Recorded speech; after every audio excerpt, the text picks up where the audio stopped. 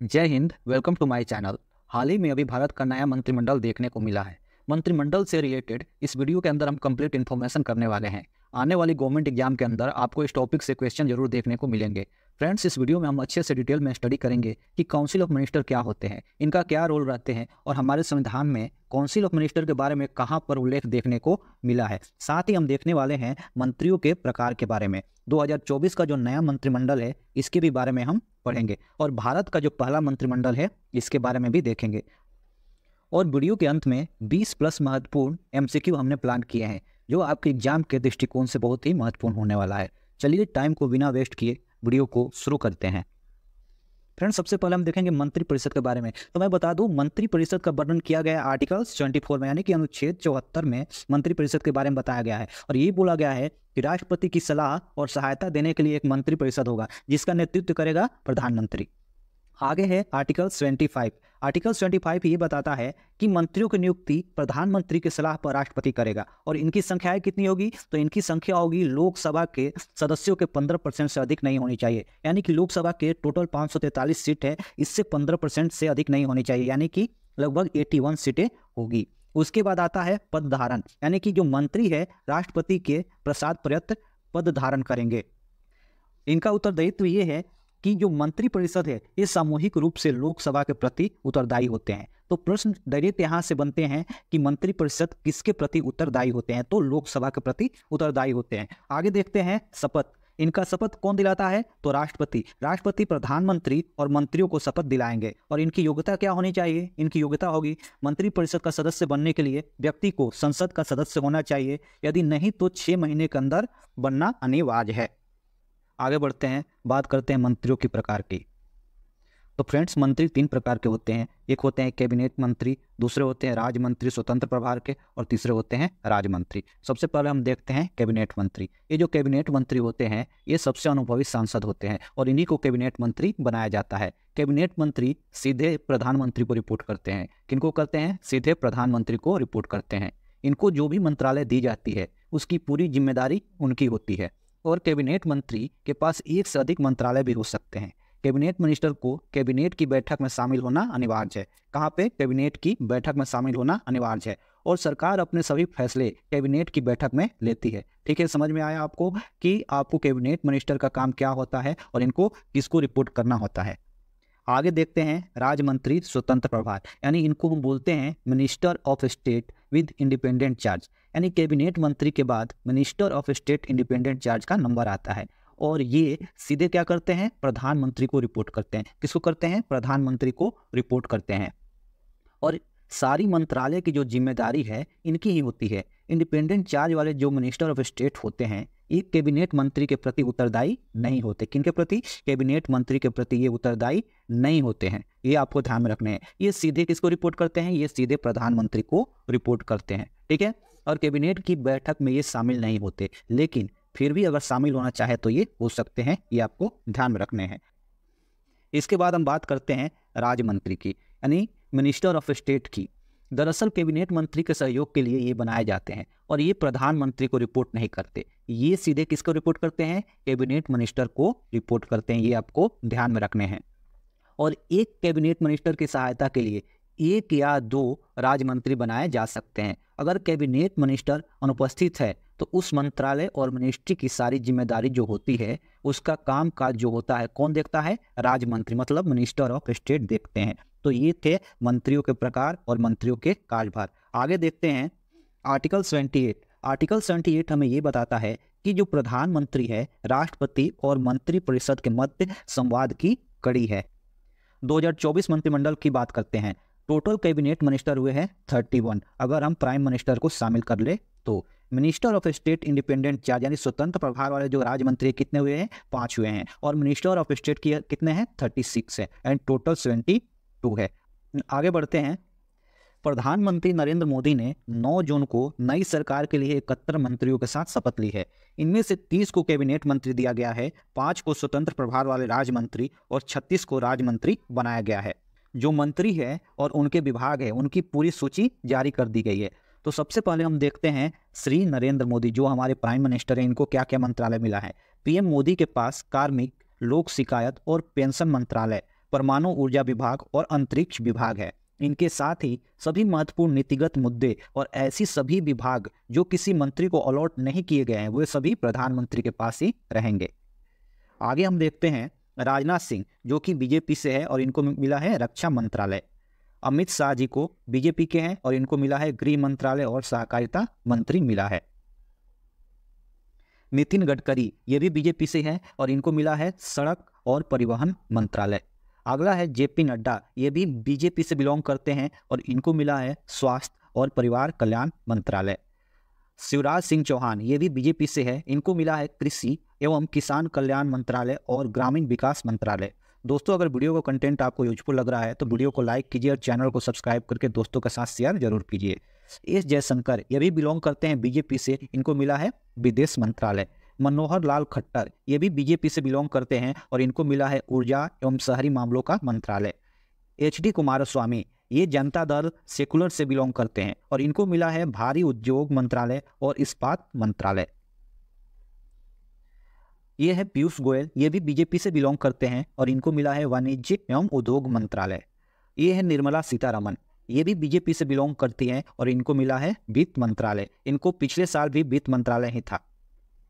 ये धर्मेंद्र प्रधान है, ये भी बीजेपी से बिलोंग करते हैं और इनको मिला है शिक्षा मंत्रालय, यानी कि ये शिक्षा मंत्री हैं। आगे देखते हैं जीतन राम मांझी, ये बिलोंग करते हैं हिंदुस्तानी अवाम मोर्चा से और इनको मिला है सूक्ष्म लघु और मध्यम उद्योग मंत्रालय। राजीव रंजन सिंह, ये जनता दल से बिलोंग करते हैं और इनको मिला है पंचायती राज मंत्रालय तथा मत्स्य पालन, पशुपालन और डेयरी मंत्रालय इनको दिया गया है। अगला है सर्वानंद सोनोवाल, ये बीजेपी से बिलोंग करते हैं और इनको दिया गया है पोत परिवहन एवं जल मार्ग मंत्रालय। किंजरापू राम मोहन नायडू, ये टीडीपी से बिलोंग करते हैं और इनको बनाया गया है नागरिक उड्डयन मंत्रालय के मंत्री, यानी कि इनको नागरिक उड्डयन मंत्रालय दिया गया है। आगे है वीरेंद्र कुमार, ये बीजेपी से बिलोंग करते हैं और इनको दिया गया है सामाजिक न्याय एवं अधिकारिता मंत्रालय। जुअल ओराम, ये बीजेपी से बिलोंग करते हैं, इनको दिया गया है जनजातीय कार्य मंत्रालय। प्रहलाद जोशी, ये भी बीजेपी से बिलोंग करते हैं, इनको मिला है उपभोक्ता मामले, खाद्य एवं सार्वजनिक वितरण मंत्रालय।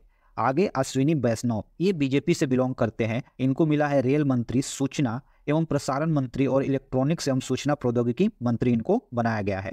गिरिराज सिंह, ये भी बीजेपी से बिलोंग करते हैं और इनको मिला है कपड़ा मंत्रालय, ये आपको ध्यान में रखने हैं। ज्योतिराव सिंधिया, ये भी बीजेपी से बिलोंग करते हैं और इनको मिला है संचार मंत्री और पूर्वोत्तर क्षेत्र विकास मंत्री।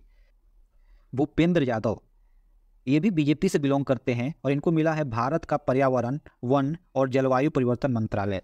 गजेंद्र सिंह शेखावत, इनको मिला है संस्कृति मंत्री और पर्यटन मंत्री। आगे देखते हैं अन्नपूर्णा देवी, ये भी बीजेपी से बिलोंग करती है और इनको मिला है महिला एवं बाल विकास मंत्रालय। किरण रिजिजू, ये भी बीजेपी से बिलोंग करते हैं, इनको मिला है संसदीय कार्य मंत्री एवं अल्पसंख्यक कार्य मंत्री।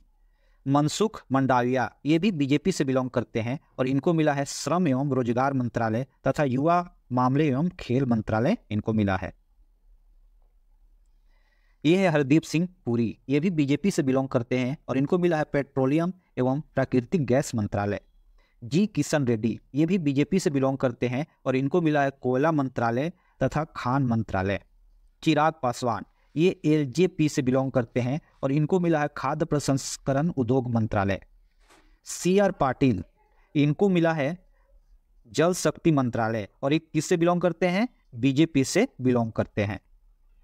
तो ये सारे 30 कैबिनेट मंत्रियों की सूची थी। आगे हम देखते हैं राज्य मंत्री स्वतंत्र प्रभार वाले।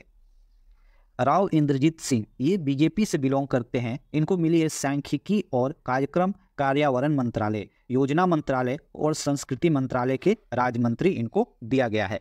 आगे है जितेंद्र सिंह, ये भी बीजेपी से बिलोंग करते हैं और इनको दिया गया है विज्ञान एवं प्रौद्योगिकी मंत्रालय, पृथ्वी विज्ञान मंत्रालय, परमाणु विभाग, अंतरिक्ष विभाग में राज्य मंत्री, कार्मिक और लोक विभाग के राज्य मंत्री इनको बनाया गया है।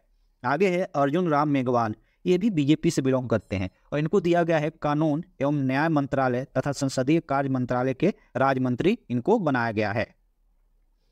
आगे है प्रताप राव जाधव, ये शिवसेना से बिलोंग करते हैं, इनको दिया गया है आयुष मंत्रालय एवं स्वास्थ्य एवं परिवार कल्याण मंत्रालय के राज्य मंत्री इनको बनाया गया है। आगे जयंत चौधरी, ये RLD से बिलोंग करते हैं और इनको दिया गया है कौशल विकास एवं उद्यमिता मंत्रालय तथा शिक्षा मंत्रालय के राज्य मंत्री इनको बनाया गया है। तो ये 5 थे स्वतंत्र प्रभार वाले राज्य मंत्री। अब जो पहला मंत्रिमंडल है उसको हम देख लेते हैं। जो पहले मंत्रिमंडल में जो प्रधानमंत्री थे वो थे पंडित जवाहरलाल नेहरू। होम मिनिस्टर कौन थे? सरदार वल्लभ भाई पटेल। शिक्षा मंत्री कौन थे? तो मौलाना अबुल कलाम आजाद। खाद्य एवं कृषि मंत्री थे डॉक्टर राजेंद्र प्रसाद। रक्षा मंत्री थे सरदार बलदेव सिंह। वित्त मंत्री कौन थे? RK शनमुगम चेट्टी। और कानून मंत्री कौन थे? Doctor BR Ambedkar. ये जो पहला मंत्रिमंडल गठित हुआ था उसमें ये जो महत्वपूर्ण मिनिस्टर हैं उनके बारे में हमने अभी डिस्कस किया। अब इससे रिलेटेड जितने भी महत्वपूर्ण प्रश्न बनते हैं उसको हम डिस्कस करेंगे। पहला प्रश्न है, वर्ष 2024 में मोदी मंत्रिमंडल में किसे रक्षा मंत्री बनाया गया है? तो राइट आंसर हो जाएगा ऑप्शन सी, राजनाथ सिंह को रक्षा मंत्री बनाया गया है। भारत के नए गृह मंत्री कौन बने हैं? तो ऑप्शन डी राइट आंसर हो जाएगा, अमित शाह भारत के नए गृह मंत्री बने हैं। अगला प्रश्न है, भारत के नए सड़क एवं परिवहन मंत्री कौन बने हैं? तो वो बने हैं Nitin Gadkari. Option A right answer हो जाएगा। भारत के नए स्वास्थ्य और परिवार कल्याण मंत्री कौन बने हैं? राइट आंसर हो जाएगा option B, JP Nadda. Bharat के कृषि एवं किसान कल्याण मंत्रालय के नए मंत्री कौन बने हैं? राइट आंसर हो जाएगा ऑप्शन सी, शिवराज सिंह चौहान। भारत के ग्रामीण विकास मंत्रालय के नए मंत्री कौन बने हैं? तो ये भी बने हैं शिवराज सिंह चौहान। इनको कृषि मंत्रालय और ग्रामीण विकास मंत्रालय दोनों मिला है। भारत के नए वित्त मंत्री और कारपोरेट मामले के मंत्री कौन बने हैं? राइट आंसर हो जाएगा ऑप्शन बी, निर्मला सीतारमण। भारत के नए विदेश मंत्री कौन बने हैं? राइट आंसर हो जाएगा ऑप्शन बी, S जयशंकर। ऊर्जा एवं शहरी मामलों के मंत्रालय के नए मंत्री कौन बने हैं? राइट आंसर हो जाएगा ऑप्शन ए, मनोहर लाल खट्टर। ये ऊर्जा एवं शहरी मामले के मंत्रालय के नए मंत्री बने हैं।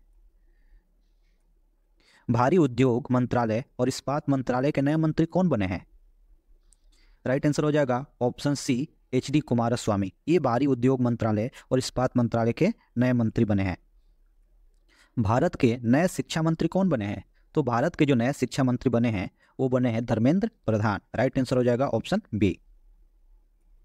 भारत के नए सूक्ष्म लघु और मध्यम उद्यम मंत्री कौन बने हैं? ये बने हैं जीतन राम मांझी। पोत परिवहन और जल मार्ग मंत्रालय के नए मंत्री कौन बने हैं? वो बने हैं सर्बानंद सोनोवाल। नागरिक उड्डयन मंत्रालय के नए मंत्री कौन बने हैं? तो नागरिक उड्डयन मंत्रालय के नए मंत्री बने हैं किंजरापू राम मोहन नायडू।